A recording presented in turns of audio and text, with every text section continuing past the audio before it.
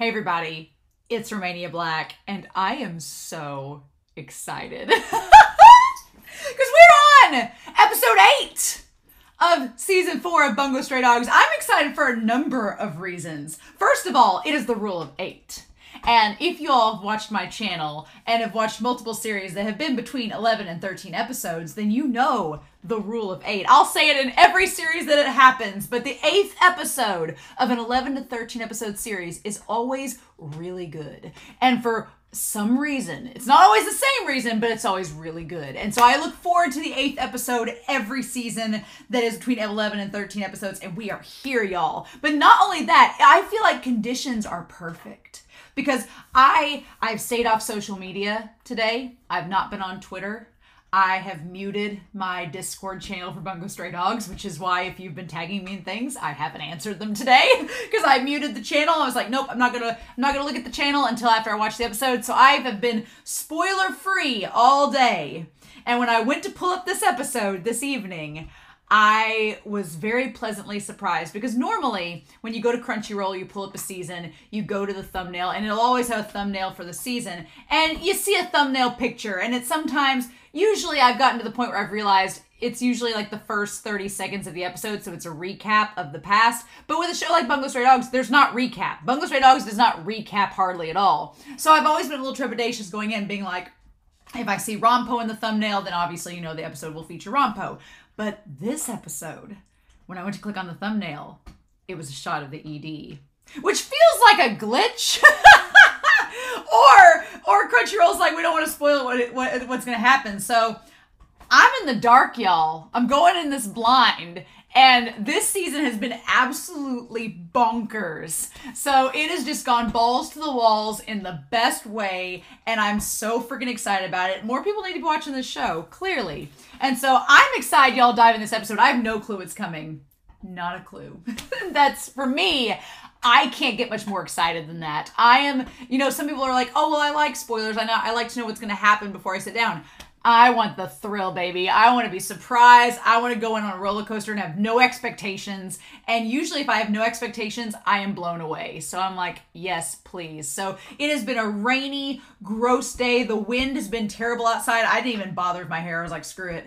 And I got home and was like, I'm just going to brush it twice and sit down, pour myself a cup of decaf because I don't need any more caffeine, and then just watch Bungo Stray Dogs. And that's where we're at. So, I do have some comments, though, before we begin. I think that's with some comments that should be brought up. There was a YouTube commenter whose name was in Japanese.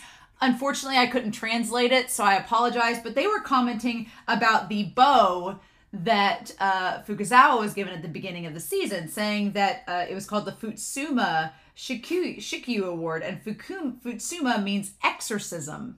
And then Shikyu is a bow that is typically believed to be used for frightening away evil spirits. So it's kind of ironic foreshadowing that it's possible Fyodor and them were behind giving them the bow, or at least setting it up to where they received that award. So it's like they're the demon, you know, the demon Fyodor and the technically ghost now Nikolai, who's the jester.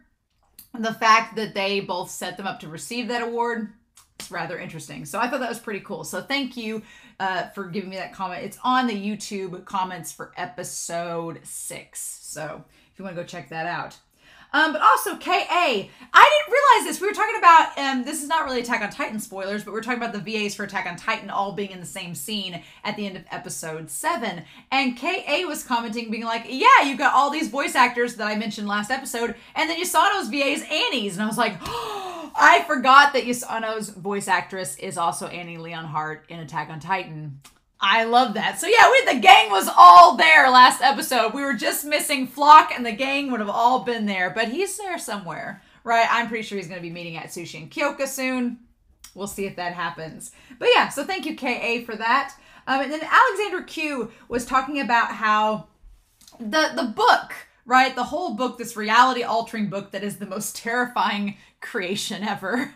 How it's really cool that you have a MacGuffin that traces all the way back to season 2 and it's been incorporated throughout the series, and we're finally getting it to see it in use. Because if you don't know what a MacGuffin is, it's a trope-like device that's featured in a lot of stories, but it doesn't really have a purpose. It's just like it's a thing to instigate the plot. It's a thing used to connect characters together, but it doesn't do anything, right? It doesn't actually serve much of a purpose, right? It just is, it's to catalyst the plot. The One Ring in Lord of the Rings is a MacGuffin. It does do things. It does affect characters in that story, but it's mostly just there for show, right? It doesn't really have much purpose outside of it maybe doing 2 or 3 instances of influence.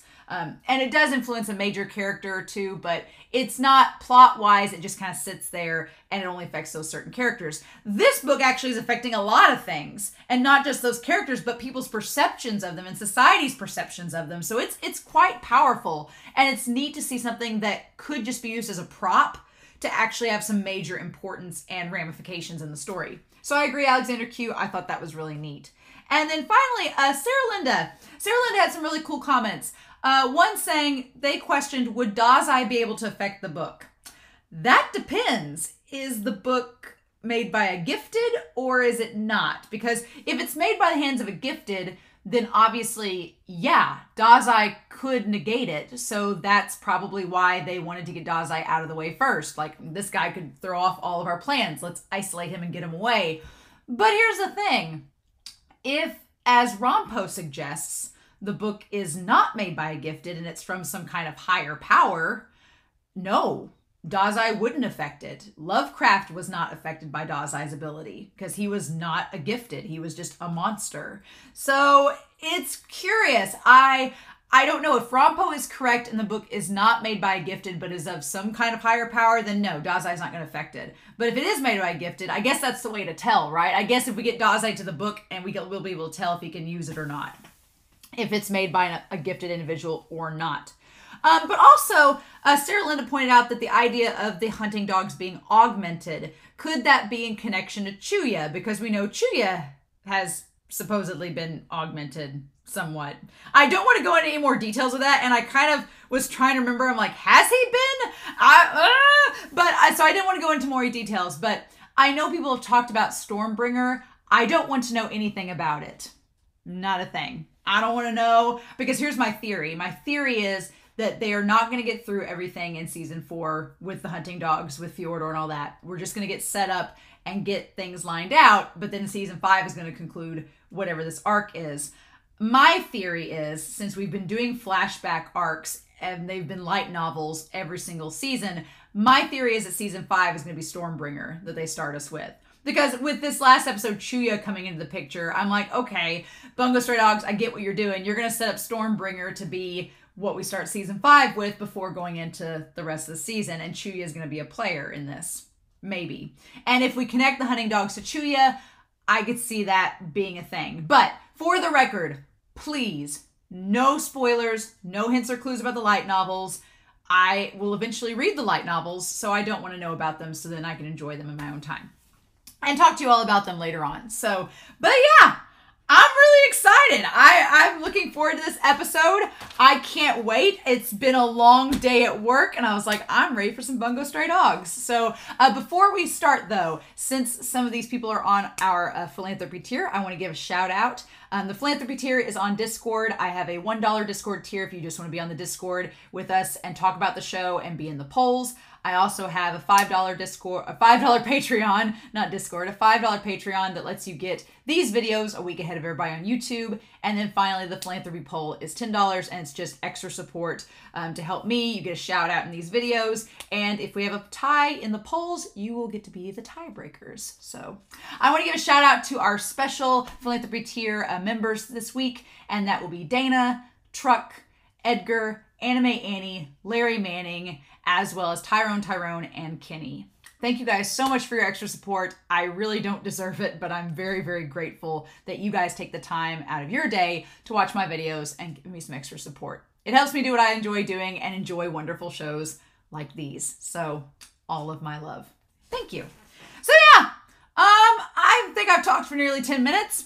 Might as well start. So let's just see, maybe we'll get to see a new hunting dog ability this episode, perhaps. But we're going to sit down, y'all. I'm so excited to dive headfirst in this series and have no clue what's coming. So we're going to start episode 8 of Bungo Stray Dogs. And we're going to do that here in 3, 2, 1. And y'all, let's jam.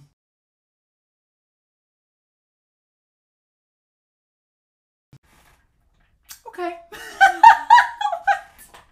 I am fully convinced now that there's no way they are wrapping up this entire arc, all of this in season 4. There's no way.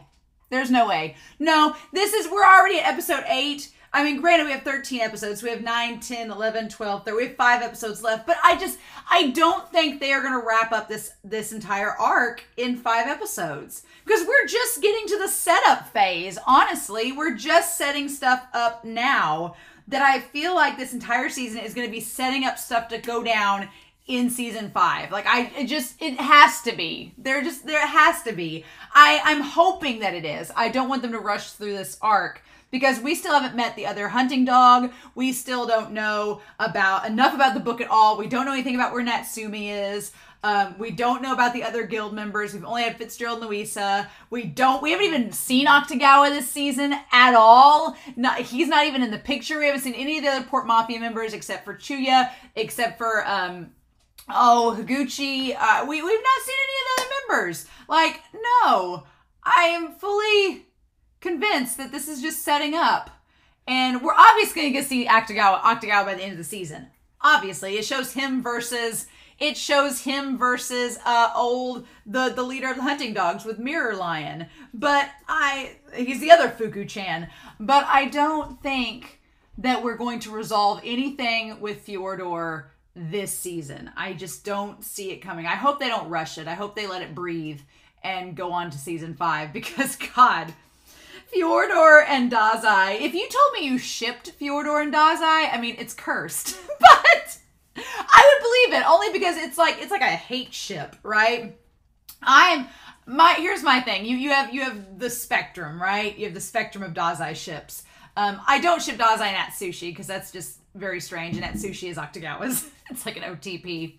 But you know what? You have your spectrum of Dazai ships. You have the wholesome Dazai ship of Dazai and Otosaku. It's wholesome. It's like they're like comrades. They're like, you know, they look up to one another. They like learn from one another. It's like a chicken noodle soup of wholesomeness in a ship, and it ends tragically, right? But it's beautiful. Then you have, that's on one end of the spectrum. I feel like Fjordor and Dazai are the other end of the spectrum where it's like cursed and poison honey and they want to kill each other, but it's like there's a sexual tension there but it's like gonna end in flames and be disastrous. That's the other side of the spectrum. It's like sandpaper bad, right? And then you have in the sweet spot in the middle where there's like a rival tension there. They say they hate each other, but they don't. There's all this sexual tension, but at the end of the day, they really love each other. And that's Chuya and Dazai. So, I mean, I'm into these ships over here, Chuya and Dazai and Otosaku. The Fjordor one, I'm like, no. But if you told me you shipped Fjordor and Dazai, I'm like, I see it. I see all loud and clear. I'm just not wanting to hurt myself that much. So yeah, oh my gosh, I had to bring my working out because there's a whole web going on. There's a web of just stuff happening, and it's like we need to break it down so we can keep up with what Bungo Stray Dogs is throwing down, because there's like 6 plot points going on at the same time, and I'm like, there's no way we're wrapping them all up in one season. No, we're gonna set all these things up. We're gonna set up the dominoes, and then season 5, it's gonna all come crashing down, right? So what we need to do, I think the easiest route to take is to lay a foundation of where our agency members are and what we are doing with them. So we have Atsushi and Kyoka are together, like you do. We have Kinji and we have Tanizaki and we have Yasano. Man, oh, that Yasano and Mori stuff, we're going to get into that business. And then we have Kunikita. All right, and then we have Fukuzawa. And I'm going to make Fukuzawa's pretty short. And then we have Dazai. Am I missing anybody? I guess the MIA ones over here is mainly Naomi. Naomi and the assistant. We don't know where they are. And Rompo. I haven't forgotten about Rompo. He's not on the board yet. But yeah, Naomi and the assistant. And here's the thing. The assistant is often tied to Natsumi. So I've not put that past that he's probably maybe keeping them safe in all this. Yeah, they're over there. They're over here in MIA corner, right? And then we're going to go over here and put Rompo. Okay. Oh my gosh. So we have like people all over the board. Where it stops, nobody knows. I like the Dazai's in the Ring of Light. So, oh my God. So we need to go through this episode and then come back and cut through this board as we can. I was really expecting to see the hunting dogs in this episode. I was expecting to see them and to be able to research someone else. I did do a little bit of research before coming to this discussion, but I was expecting to see the hunting dogs. We barely see them at all. And so, obviously, we're going to save them for another episode. Kuniki doesn't have to deal with them, though. So, yeah, getting back to Chuya. I'm here to save your asses. God, I love it. And Chuya's just like, I get to play with bullets. I get to do fun things. I get to fly a helicopter. Someone did say in the comments, and I do agree with this, they're like, how in the hell did old what's-his-face, Jungo, who has these supersonic senses, seemingly. How did he not hear a helicopter? You don't just not hear a helicopter. And I was like, you know what? Because he could read a map last episode, and that's a part of me wants to think that, and I was not paying much attention in the Discord about this because I was afraid of being spoiled. So I just kind of zoned out from that discussion. But I like to think that maybe part of it is a joke on the mangaka's part about the senses and him being blind. It kind of aligns with the dark humor of this series. If the joke is that he's supposed to be blind and deaf, but he also has supersonic hearing and seeing and sight whenever it comes to these other things, and that's the anime logic joke, that's kind of dark and twisted, and I kind of like it. So, you know what? Screw it. I'm just like, whatever. Maybe there was a gifted on board that had a special power to mask sound. Maybe the pilot of the helicopter has a gifted ability to mask sound until the opportune moment. I don't think that that's, I think that's fine. Whatever the reason is, it's definitely noticeable, but I'm going to give it a pass because that was such a badass moment. It's like, it's fine. And Chuya is just like firing off bullets whilst Kecho and him like use their sword fighting to stop them. It's great. And then they wheel the helicopter around to get the ropes to like lead them up there. And so here's the thing. Let's talk about the hunting dogs real quick. Just a real quick bit here where the hunting dogs do not seem privy about the Port Mafia. They're like, oh, is this an accomplice to the ADA? They don't seem to really know or care about the Port Mafia. So maybe it's just because they couldn't tell it was Chuya and they didn't, have their research on him pulled out. But I think that's fascinating that they've just been tasked with finding the ADA and bringing them to justice. But they don't really know about the other associations. So if they don't really know about the Port Mafia, then that leads me to believe the hunting dogs don't really know about the guild. So that might work in the favor of the ADA that the hunting dogs don't know them. And I'm wondering if, because Fitzgerald's kind of, I think at the end of the day, Fitzgerald is out for himself in a lot of ways because it's Fitzgerald. But I definitely think Fitzgerald does not like Fyodor at all. And so if he can get rid of Fyodor, or at least make his life more difficult, he's going to do it. What's curious is at Sushi, and we're going to put Fitzgerald here in the blue. What's curious about all this is that Fitzgerald, him and Louisa, we have Fitzgerald and Louisa that are here. What's curious about this is they do not know about the book. They don't know about the book. I guarantee if Fitzgerald finds out that book is involved with this, he is going to be gung-ho, let's get it, because he's wanted that since season 2. But at Sushi and Kyoka, bless their hearts, they don't know about the book. So honestly, what needs to happen is that they need to reconnect with Rampo, and I would like it if Poe was helping out Rampo. We didn't get Rampo at all this episode, but my headcanon is like Poe was there to grab Rampo and be like, I'm here to help you, Rampo-kun, me and Carl. And they just get them together and get back, with Louisa, because I think Louisa and Poe had a pretty good relationship, that they could get back over there with them. Or if Poe is MIA and not available, another opportunity that I think would be kind of cool is if we got Agatha Christie.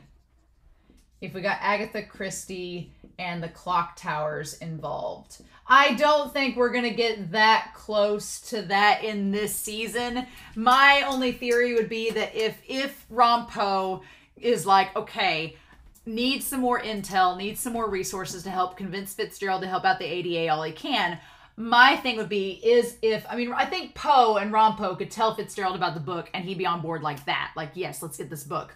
But if that's not a scenario, then if Rampo is able to get a hold of the clock towers, or at least if Poe knows the clock towers and can get Rampo involved with them, they can all convince Fitzgerald. I think in the end, Fitzgerald is going to be swayed by money and whatever will help him the most. And if he wants to get his wife back, then helping them resurrect their daughter is the way for him to go. So, but we don't know. He's kind of MIA right now.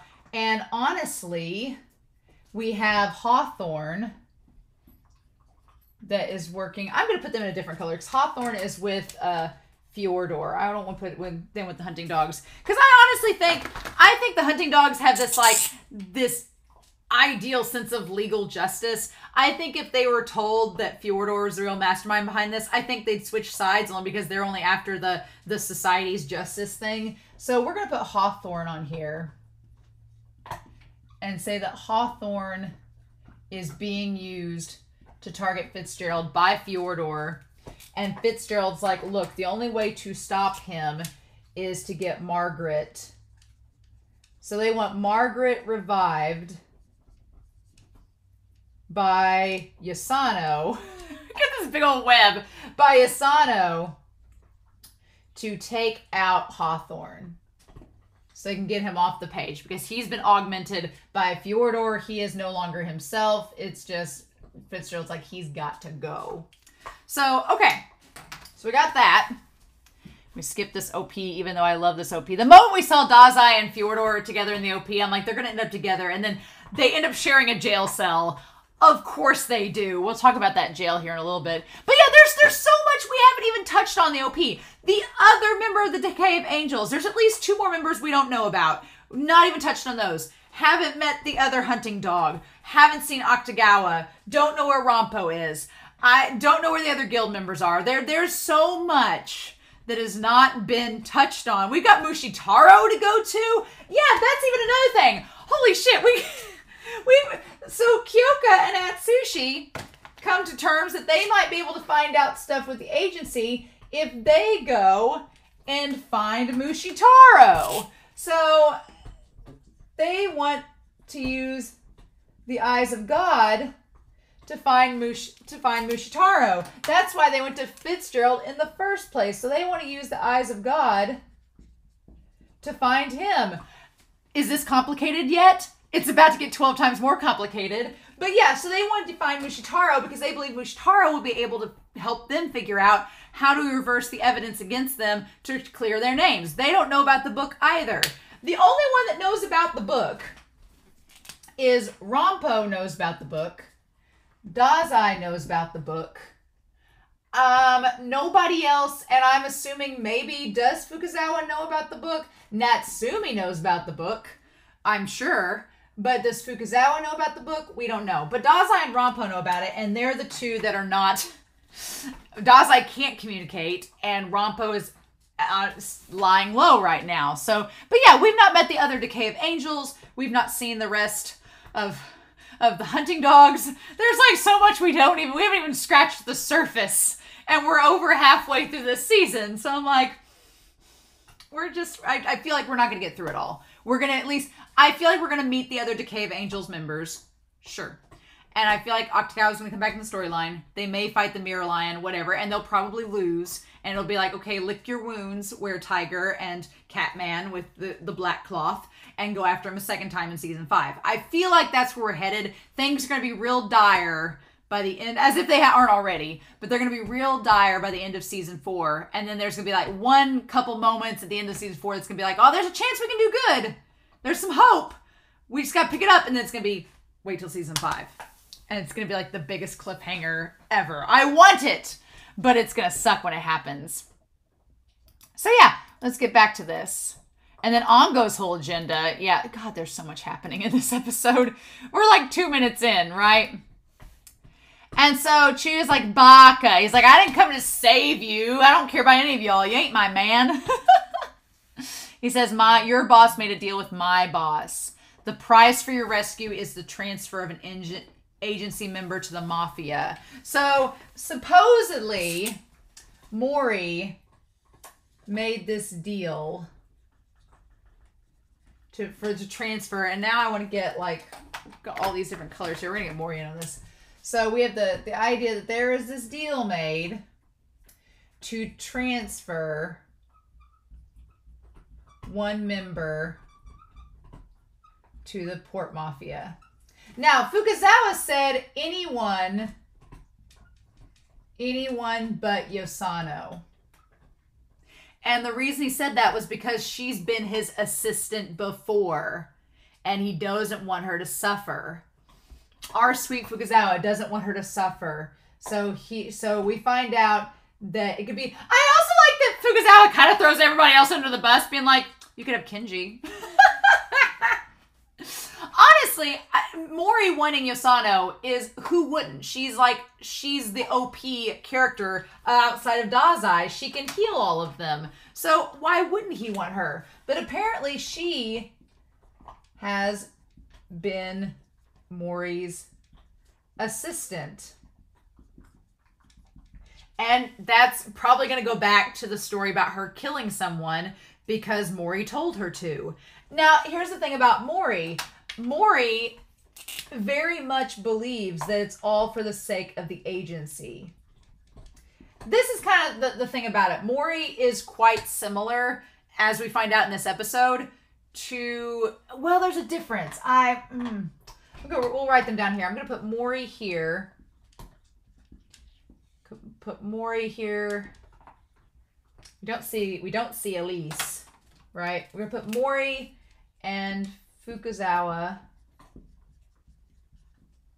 and the president of the government agency. Talk about his ability and all that, but we're gonna put these three right here and kind of talk about them as a little group when we get to it. White Borkun's suffering, y'all. It's a lot, but yeah. So here's the thing that's kind of crazy about it.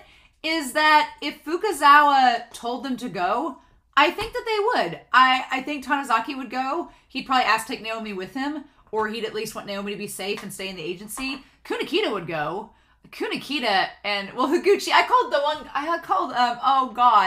the one older man Higuchi, but it's not. Higuchi's the blonde girl that likes Octagawa. I mean, if you ship Higuchi and Kunikita, then yeah, that'll be great. But I think Kunikita would go. Kenji would go as long as you fed him. But Yosano, Fukazawa is saying anybody but Yosano because she has a bad memory there, and Fukazawa does not want to elicit her trauma all over again. And so, and Tanazaki's like, well, we would have all been arrested and Yosano-san would have been killed. So, I mean, I guess this is worth the deal. It saved our lives. I mean, what choice did he have in the moment?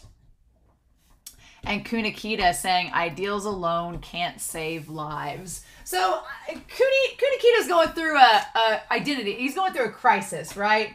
Saying ideals alone can't save lives. I like that phrasing because it does not imply that Kunikita is giving up on his ideals, right? It does not mean that he's giving up on those ideals. He's just suggesting they're not enough by themselves. He's like, I can still have my ideals, but I need something else as well. I need something to follow up with it, right? We have to be practical. I like everybody's like, did he hit his head? Are we good? maybe it's because his core got chopped up, and they're like, his core, oh, the notebook. So we get this little bit of lore building that your core of your power is something, according to Kenji. It's like connected to your soul. So yeah, Kunikita, he does have a piece of his paper back, but his book has been destroyed. So what is that going to mean? Is he going to get that back? How does that work? Does it grow back? You have an interesting pulse, but you're relieved now, aren't you? He says, is he right? If my colleagues die, my ideals die with them. So there's like a meaning to that where you could take it, I guess, in a couple different ways, saying that if my colleagues die, my ideals die with them. So it's like, was Junjo suggesting that he wants that because he wants to be able to give up his ideals and be free of them? Or is he fighting because he's afraid that his ideals will die with his comrades and that they only exist for that purpose? That's interesting, but Kunikita, I like Kunikita still sticks to his guns regardless. He's like, am I waiting for that day when my colleagues die so that I'll be freed from that? Oh my god, but the sword! Kincho's sword piercing Kenji! What the hell? I was like, Kenji is getting stabbed through the ringer. Luckily Yosano's there to save him, right? But damn! I'm like, that is terrifying. And it hooks him, and he uses it like a grappling hook. I'm like, holy shit. He's like, I love Chia. Dude, are you serious? Oh my god. And he's like, that bastard's gonna slash up the rotors. And so Kunikita says, expose the actual murderer and don't fail. I like that Tensho says, evil be gone. And he says, please. And then, god, that Kunikita just leaping and getting him is great. And he lost his glasses. He's like, I won't die falling from this height. I'm gonna use my sword. And then that's when Kunikita remembers Jungo talking about the hot air balloon.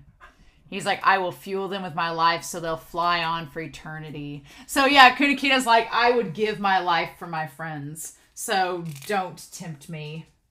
So yeah, Kunikita is still gonna live by ideals. My question is, how will he live?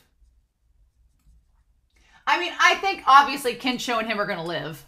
Obviously. The big question is how. I wouldn't be surprised if more guild members didn't help out Kunikita. I wouldn't be surprised. Or more Port Mafia members.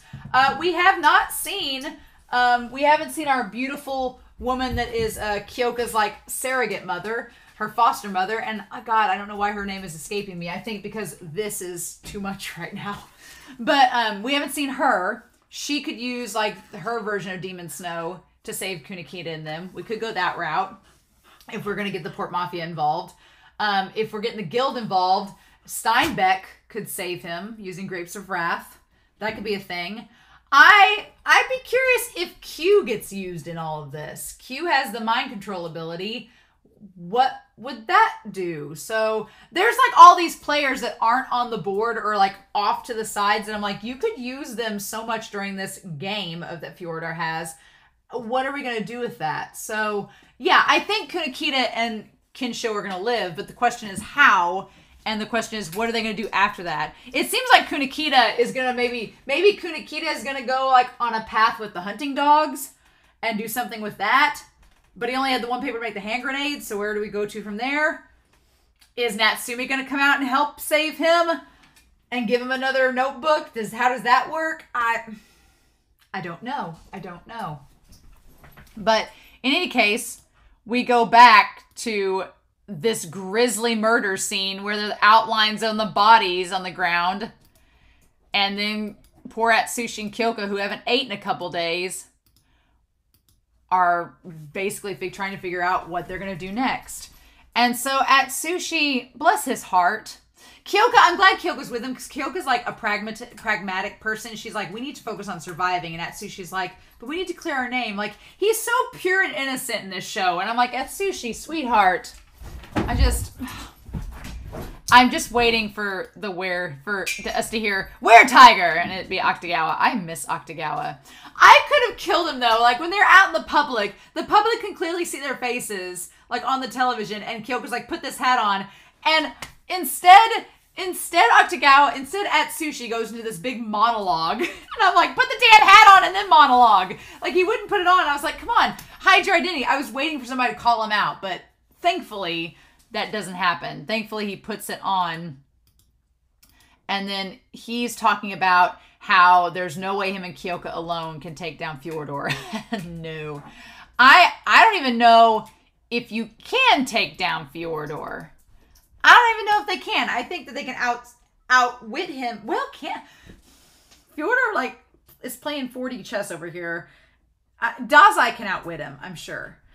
But, and I don't even know if beating Fyodor is an option. It's just, or maybe having Fyodor beat himself. I don't know.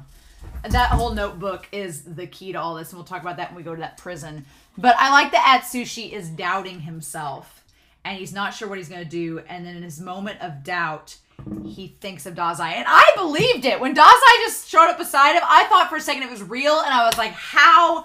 And it was all in his head. But it got me. I was like, I was about to question everything. And then he says, what would Dazai do? Well, the long and short of it is Dazai would throw himself into the fire. Dazai would get in the middle of the flames. Dazai would not be afraid to throw himself into the fire and see what happened. He'd just be like, let's do this. Right? So, I don't know what we're going to do with that. And so he figures out, okay, let's put 2 and 2 together. Mushitaro knew what was going on. He knew about the plan, so he must know the details. Let's get a hold of him. I like that he just calls Fitzgerald like he has his number. I'm assuming that Dazai got his number and gave it to Atsushi in case of emergencies. Dazai planning ahead, probably. But the fact that Fitzgerald wasn't going to turn them down, because it's like Fitzgerald he's like an easy way for him to get something out of the situation. But man, Hawthorne is like saying death to my target for my beloved princess. I like that we have this ship that's like a canon ship in this series. It's Hawthorne and Margaret O'Hara, and or Scarlett O'Hara's author. I like that Margaret is connected to Hawthorne, and that's canon. All right. But man, the idea, I feel like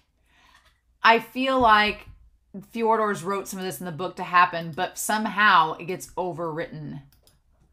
I just like the shot of Atsushi watching what's happening with Fitzgerald, and then he remembers halfway through his talk with Fitzgerald, he's like, oh yeah, this guy took down the Moby Dick. I'm like, yes, you blessed cinnamon bun. I'm glad you've realized that. But he's like, why was there an assassin here?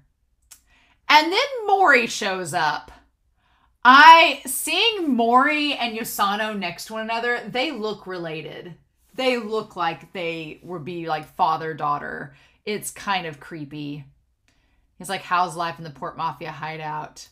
And her face, when she looks up, her face seeing him, that looks like the face of someone that admired someone, that was enamored with them.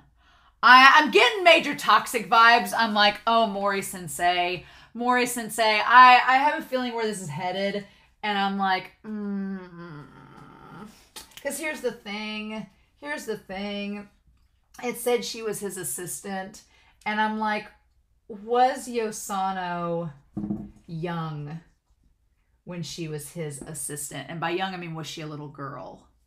And I don't know, and I don't want to be creepy about it, but this show has already pulled the gambit of being gross and not afraid to go there. I'm like, if we find out that Yosano was a little girl and Mori had her working for him, and there was like this toxic relationship between the two of them, like nothing romantic or anything like that, but that it was like, bad touch. Like not even that. I don't want to say that.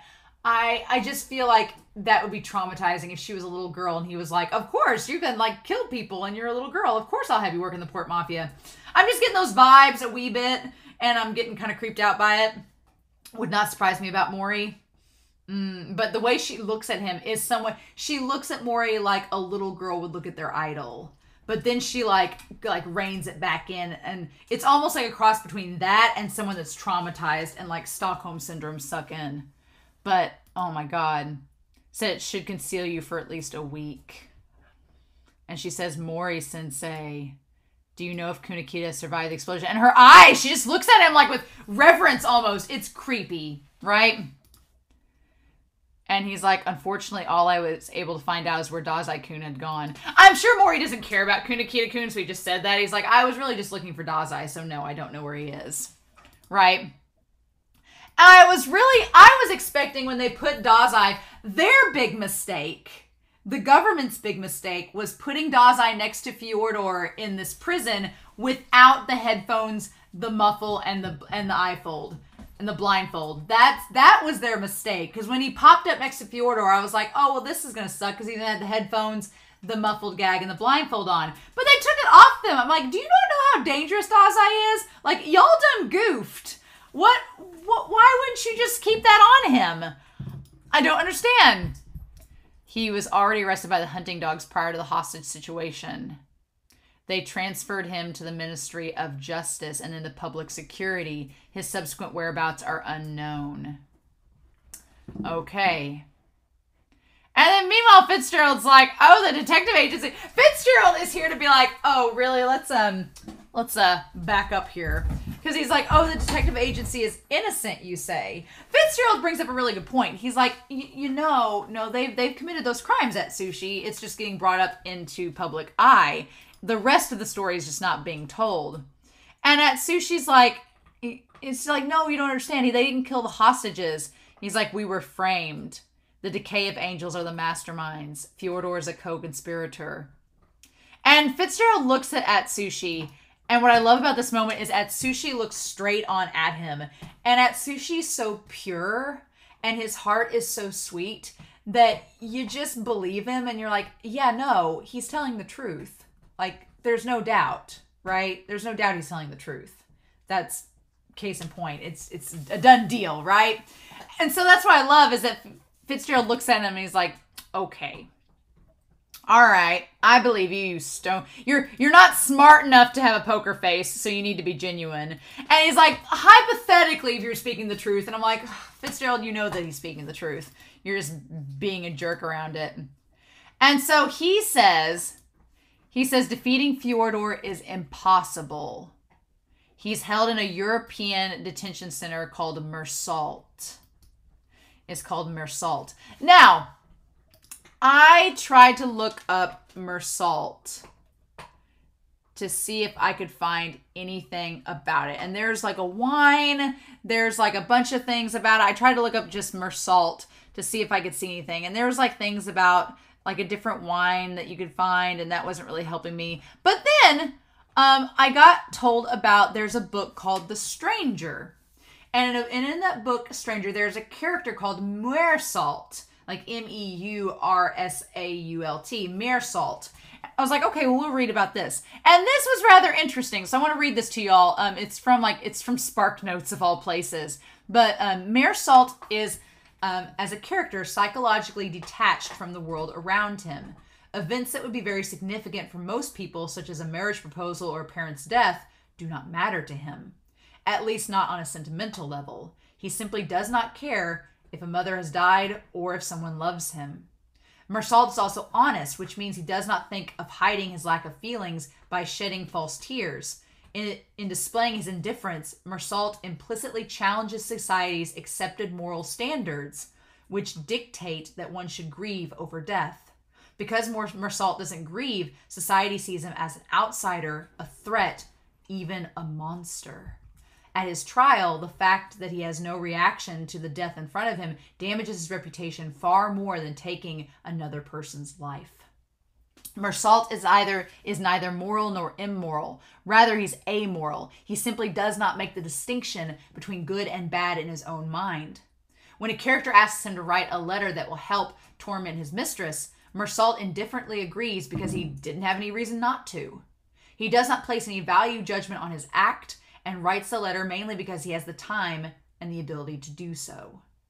At the novel's outset, Meursault's indifference seems to apply solely to his understanding of himself. Aside from his atheism, Meursault makes a few assumptions about the nature of the world around him. However, this thinking begins to broaden once he is sentenced to death. After his encounter with a chaplain, Meursault concludes that the universe is, like him, totally indifferent to human life. He decides that people's lives have no grand meaning or importance, and that their actions, their comings and goings, have no effect on the world. This realization is the culmination of the events in the novel. When Mersault accepts the quote-unquote gentle indifference of the world, he finds peace with himself and with society around him, and his development as a character is complete. I was like, well, that fits perfectly with Fjordor and Dazai, doesn't it? Ah! Oh my god. I was like,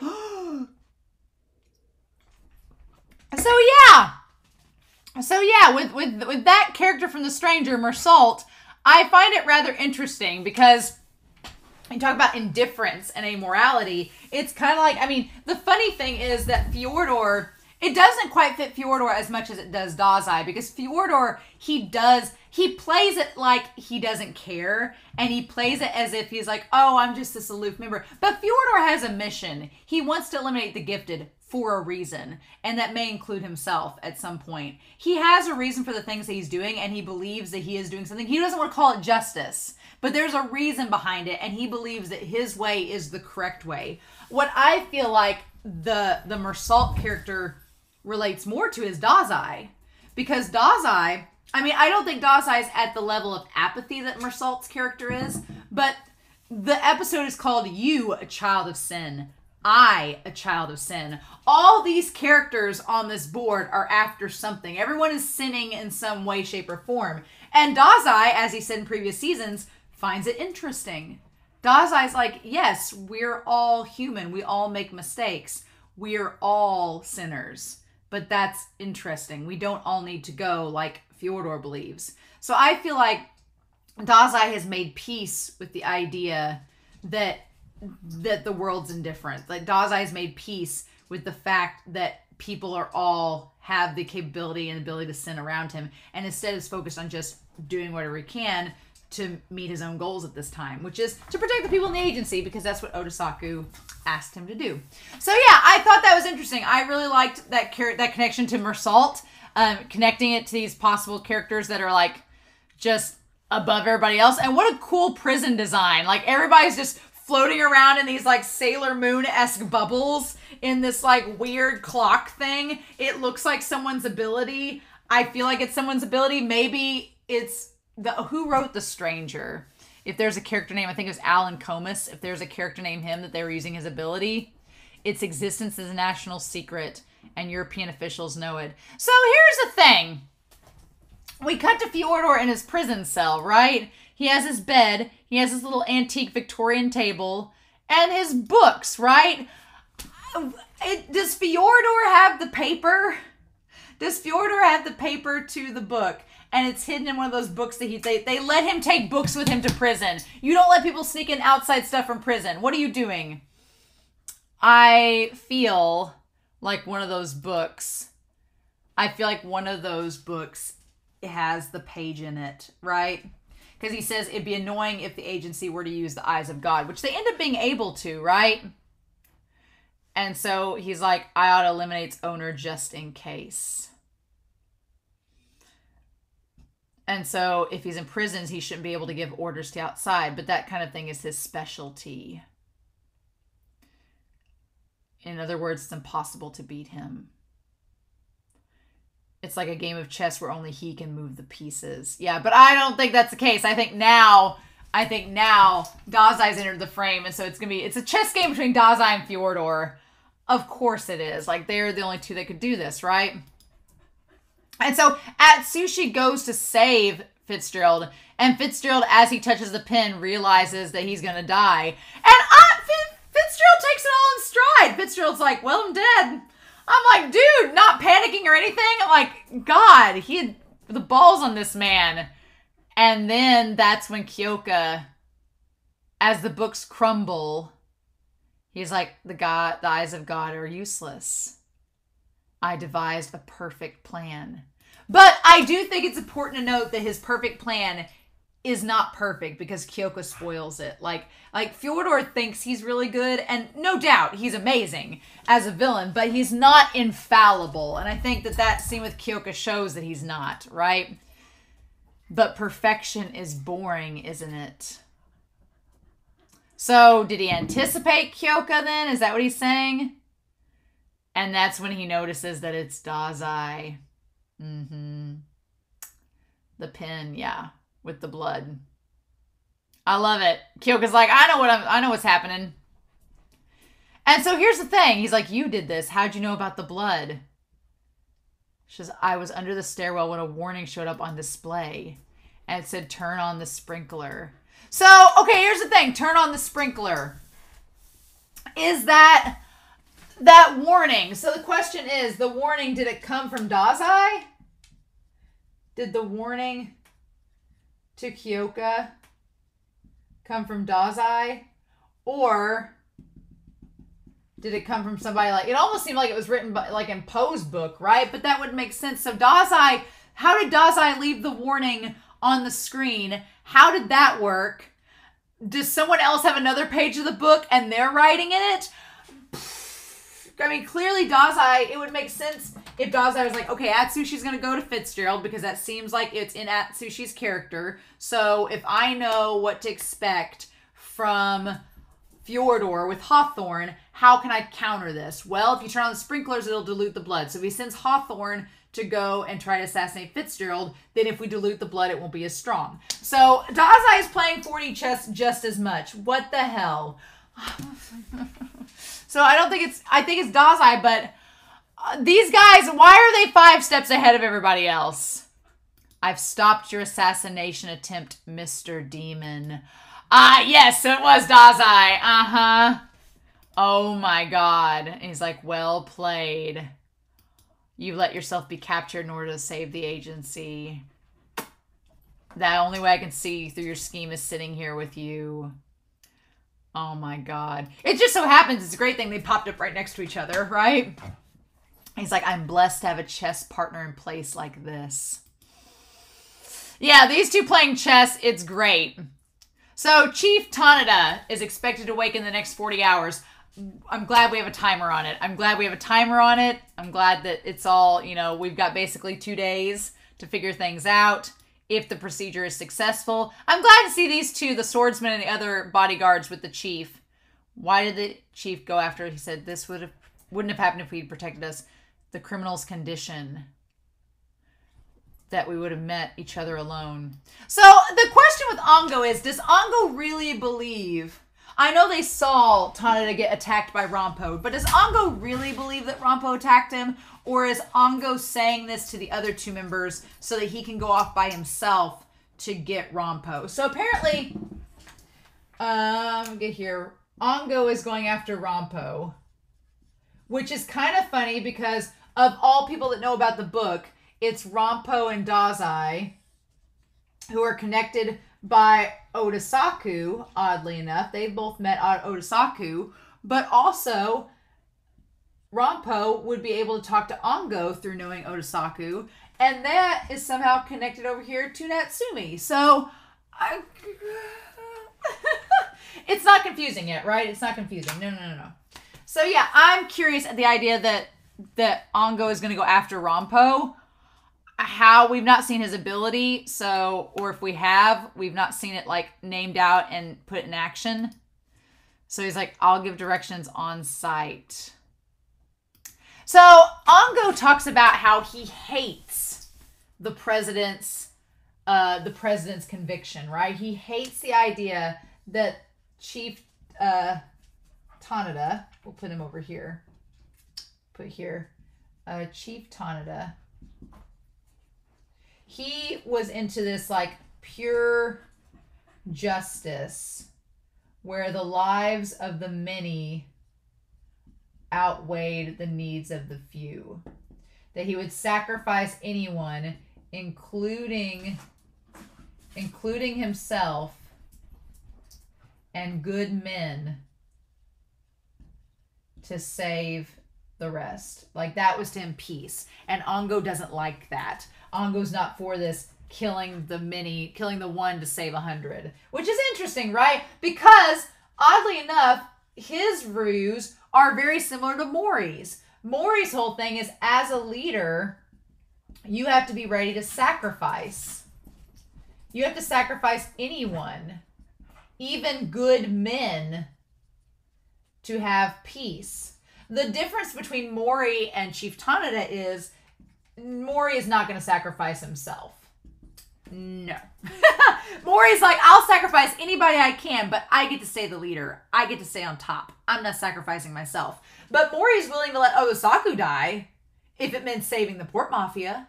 He was ready to let him go. And that's why Dazai left. And Tanada is saying that he'll sacrifice the ADA. He'll sacrifice himself. Whatever will give peace to the world, he will sacrifice to do it. And Ango does not like.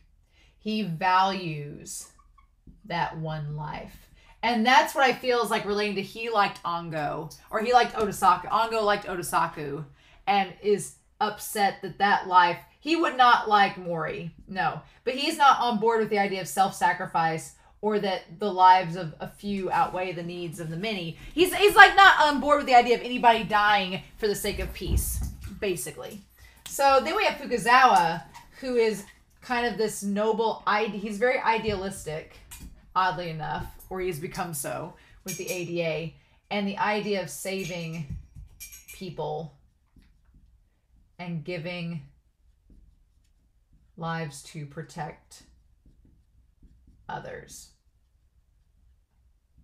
But not to give up, not to hurt the good.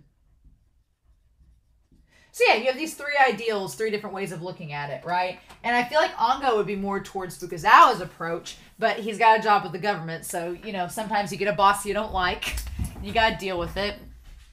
But Ango's made this statement that the legal justice system isn't the thing. It's like the masses need to know this ignorant idea of peace. He would have good men die for the sake of peace, and I hate it.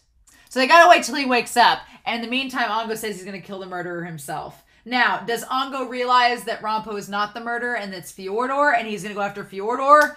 I would hope so, but I don't know. I'm like, if he goes after Rampo seriously, I'm gonna be like, bitch, please no. Haven't we been through this? But maybe but Ango also knows Natsumi, so I feel like maybe he'll be able to connect to Natsumi. We'll see. We'll see if he connects to them, what we're going to end up doing. So then we come back to the most bizarre of situations. I like that Ango has this really badass moment, and Dazai and Fyodor just completely rain on it. They just rain on his parade entirely. They're like, happy group life counseling. I'm like, these two, I could see why people ship them because they're both insane and they both are lying to each other. Like, they're just trying to pass it off as if they're trying to pass it off with these goofy games, but underneath it, they're like trying to kill each other, right? He's like, and Fyodor's like, well, nobody has our level of intelligence, so this is the only way we can play with one another. They're like just both batshit, right? And so Fyodor's like, well, my goons won't listen to me, so what do I do? And Dazai's like, well, leave them alone. Eventually they'll need you. And then Dazai's like, I can't get this girl to like me. What do I do? And he's like, destroy her life and then she'll come with you. Like, that's two very telling things about their character. Fyodor, who I'll put over here, Dazai tells Fyodor that the way to get his goons to listen to him is to let them be independent and sink or swim. And Fyodor's methods of telling Dazai to get the girl are to basically isolate and manipulate the situation. So even though on the outside they seem very different, they seem like very different characters from the outset, they seem like similar characters from the outset. They seem like they would be very similar. They're actually quite different, and their viewpoints on things are very different, which is fascinating. And so yeah, then basically they're like, I see. And they go, ha ha ha ha ha, and like laugh to one another. But then they're like, let's ask a question at the same time. And he's like, sure. And they both ask, how do you contact the outside world at the same time? And they're like, yeah. So the game is who can figure each other's methods of contact out first. And whoever does is going to be the victor. That's why I'm here. So Fitzgerald makes this plan. Fitzgerald's plan is that he will let them use the eyes of God. But in other words, he wants Margaret back. He's like, she's currently in a coma. He's like, have the agency's doctor woman revive her. And he's like, Yasano. He's like, Margaret is the one who can kill Nathaniel. He's like, Nathaniel's a threat. And we need to get rid of Nathaniel. He's been augmented by Fyodor. He's no good. We need to get rid of him. Margaret's the only one that can do it. I like that he calls him Mushy Taro. And they're like, it's Mushy Taro. And he's like, Mushy Taro. It's hilarious. But he's like, she's the only one that can kill him. And Atsushi's like, why would you have two people that like each other hurt each other?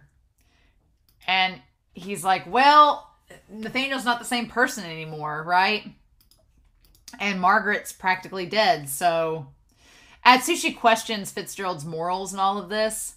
And Fitzgerald's like, what's your point? And I like that Atsushi. It almost seems like Atsushi's making a shrewd business move, like trying to like encourage a better negotiation. But Kyoka's like, Atsushi's not that smart. he's not smart enough to do that, right? So instead, Fitzgerald like ups the ante and takes them to her. And Atsushi's like, it's awful. And he's like, during the guild's bankruptcy, she was seen by abhorrent doctors and her symptoms worsened. If she only agreed to take on the guild's dangerous duties, to have resources to rebuild her family. It's like, if she were able to, she'd ask for life support to be terminated. And that just gets to Atsushi. Atsushi has a bleeding heart. He can't stand seeing others in pain. So he's like, okay, I will do what you want, Fitzgerald, if it'll save her. And Atsushi's like, I just can't stand to see people like me suffer. And Kyoka remembers him. He remembers him saving her. So we're coming full circle with that. So Atsushi's bringing Margaret to them to revive, for Yasano to revive. Supposedly Fitzgerald's going to help them and let them use the eyes of God. Okay. But Mori thinks that it's a trap. He's like, no. He's like, and then Yasano, she gets mad. She's like, who do you think you're funny? All you want is for me to join the mafia, don't you? And everybody's like, oh, and it's like, well, obviously. He's like, that's right. What of it? I like he has his little ponytail. He's like, Fukasawa Dono understood that when he made the agreement. It's like the president would never agree to that. And then Mori's like, he like thinks for a second and he's like, you're right. He wouldn't, but I'm going to lie. My thing is, why would you believe him? If you know Mori's a liar, why would you believe him? Because he said absolutely not. He's like, you don't request Yasano-san. He says, you're wrong. He said he would be willing to give you up. And I'm like, Yasano, don't you dare believe that. For a second. And Mori looking down at her like, bitch, you for real? Are you this dumb to think I'm telling the truth? Yasano, you know not to believe him. Girl, I have more faith than you than that. And so then our boy comes in, and I like how he holds the radio. It's very funny. And Fitzgerald's like, how you doing, old sport? Of course. He's like, I don't have time. I'll make it quick. I sent the lycanthrope boy your way. It's like the were-tiger. They're like, oh, Atsushi.